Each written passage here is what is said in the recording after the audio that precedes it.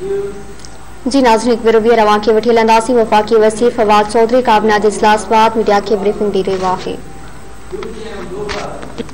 दूसरी बात जो थी, जो आपने कहा कि ये इलेक्शन कमीशन वाला, देखिए इलेक्शन कमीशन हो, मैं हूं, आप हो, एक हमारी ओपिनियंस हो सकती है, लेकिन जिस तरह से तशरीह का इख्तियार, हतमी इख्तियार सुप्रीम कोर्ट के पास है, इस तरह कानून बनाने का हतमी इख्तियार पार्लियामेंट के पास।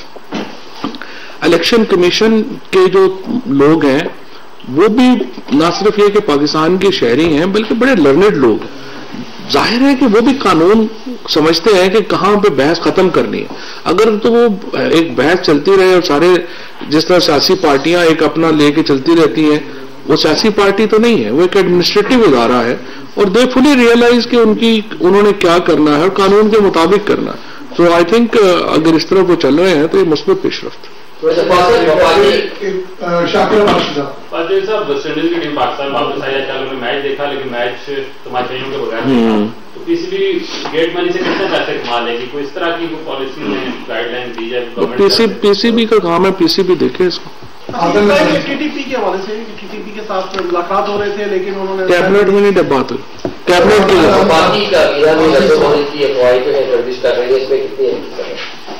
इस बारे में तो प्राइम मिनिस्टर साहब भी बता सकते हैं, कैबिनेट में तो बात नहीं। टेंडर के मामले में कहीं फिर तो आपने तस्वीर तो दी है इलेक्शन कमीशन को, क्या इसको परसूख भी करेंगे? जब सवाल खत्म हो गए तो जरूरी करने हैं।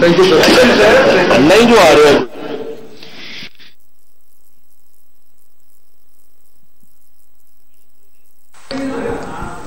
जी नाज़रीन, वफ़ाक़ी फवाद चौधरी ब्रीफिंग दे रहियो आहे। मीडिया खे अवां खे ॾेखारे रहिया आहियूं। फवाद चौधरी जी चवण त समंदर ऐं ज़ुबैदा जलाल ॻाल्हियुनि लाइ गवादर वेंदा। हुकूमत गवादर मामले ते ॻाल्हियुनि लाइ तयारु आहे। ॿई वज़ीर ॻाल्हियुनि बाद रिपोर्ट वज़ीर आज़म खे पेश कंदा। वज़ीर आज़म गवादर एहतजाज जो नोटिस वठी चुको आहे। आगाही पिया खे वफ़ाक़ी वज़ीर फवाद चौधरी काबिना इजलास बाद मीडिया के ब्रीफिंग दे रहियो आहे। संदन चवण आहे त असद उमर ऐं ज़ुबैदा जलाल ॻाल्हियुनि लाइ गवादर वेंदा। हुकूमत गवादर मामले ते ॻाल्हियुनि लाइ तयारु आहे। ॿई वज़ीर ॻाल्हियुनि बाद रिपोर्ट वज़ीर आज़म खे ॾींदा। वज़ीर आज़म गवादर एहतजाज जो नोटिस वठी चुको आहे।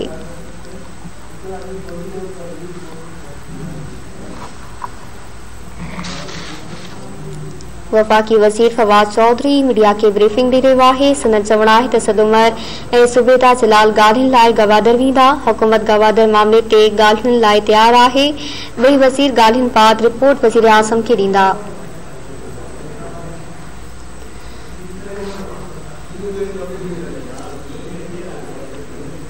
तब्दीली सरकार जो मुल्क में गैस बहरान जो एतराफ़, अणलब यूरिया के रिकॉर्ड पैदावार की दावा। तब्दीली सरकार जो मुल्क में गैस बहरान जो एतराफ़ कर पियो आहे। अवां खे आगाह कयूं पिया। तब्दीली सरकार जो मुल्क में गैस बहरान जो एतराफ़, अणलब यूरिया के रिकॉर्ड पैदावारी की भी दावा। असद उमर फवाद चौधरी चयो आहे त असद उमर ज़ुबैदा जलाल ॻाल्हियुनि लाइ गवादर वेंदा। हुकूमत गवादर मामले ते ॻाल्हियुनि लाइ तयारु आहे। ॿई वज़ीर ॻाल्हियुनि बाद रिपोर्ट वज़ीर आज़म खे पेश कंदा। वज़ीर आज़म गवादर मामले जो नोटिस वठी चुको आहे। अवां खे आगाह कयूं पिया। वफ़ाक़ी वज़ीर फवाद चौधरी इजलास बाद मीडिया खे ब्रीफिंग ॾेई रहियो आहे।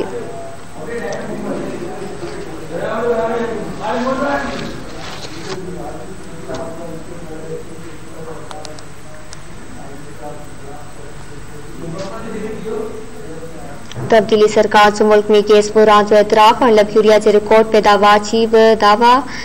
अवां खे आगाह कयूं पिया। वफ़ाक़ी वज़ीर फवाद चौधरी मीडिया के ब्रीफिंग दे रहियो हो। संदन चवण हो त असद उमर ऐं ज़ुबैदा जलाल ॻाल्हियुनि लाइ गवादर वेंदा। हुकूमत गवादर मामले ते ॻाल्हियुनि लाइ तयारु आहे। ॿई वज़ीर ॻाल्हियुनि बाद रिपोर्ट वज़ीर आज़म खे ॾींदा। मुल्क के 28% आबादी के गैस की सहूलत मुयसर न है। फवाद चौधरी जो चवण है तो तब्दीली सरकार जो मुल्क में गैस बहरान जो एतराफ़ कयो है।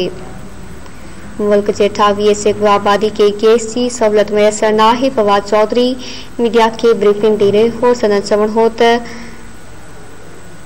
मुल्क के 28% आबादी के गैस की सहूलत मुयसर न है।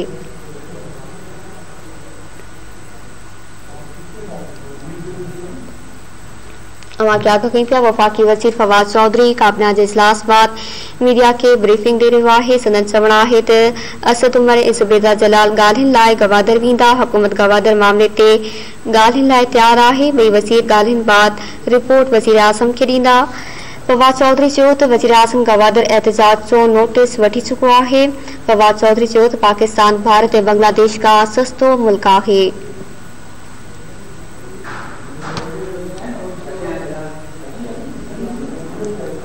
मुल्क जे 28 सैकड़ो आबादी खे गैस की सहूलत मुयसर न आहे। फवाद चौधरी मीडिया खे ब्रीफिंग ॾींदे चयो त असद उमर ऐं ज़ुबैदा जलाल ॻाल्हियुनि लाइ गवादर वेंदा।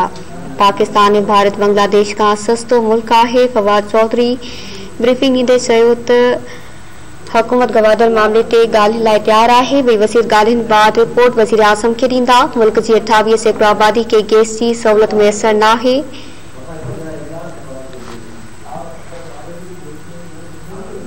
पाकिस्तान भारत ऐं बांग्लादेश का सस्तो मुल्क आहे। फवाद चौधरी जो अहिड़ो चवण आहे।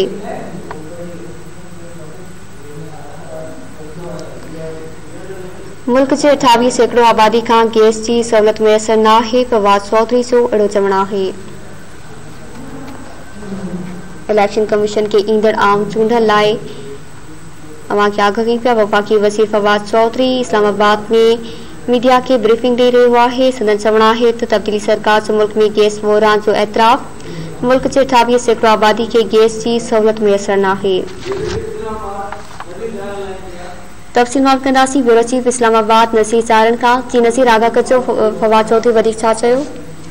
जी बिल्कुल सुख समाज वफाकी वज़ीर वाज़ह तौर ते इन ॻाल्हि जो एतराफ़ कयो आहे त मुल्क में जेकी गैस जो बहरान पैदा थी चुको आहे उनजी जेकी आहे सो ज़िम्मेदारी क़बूल करता ऐं जेको आहे सो वफ़ाकी काबीना जे इजलास में जेको आहे सो इन ॻाल्हि जो बि फ़ैसिलो कयो वियो त जेके गैस जे बहरान में जेके बि ज़िम्मेवार आहिनि उन्हनि ख़िलाफ़ जेको आहे सो कार्रवाई कई वञे।